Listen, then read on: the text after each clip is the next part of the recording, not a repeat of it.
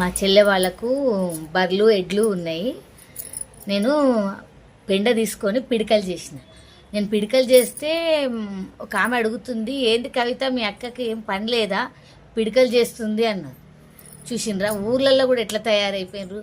పిడికలు కట్టెలతో పాటు పొయ్యిలో పెట్టుకుంటే ఉపయోగము మనకు అన్నీ కూడా అందరు మర్చిపోయినరు. ఇప్పుడు పిల్లలకు కూడా ఎవరు చెప్తలేరు, కూడా ఎవరు చేస్తలేరు, కూడా మర్చిపోయింది గుర్తు చేద్దామని నేను పిడికలు చేసిన.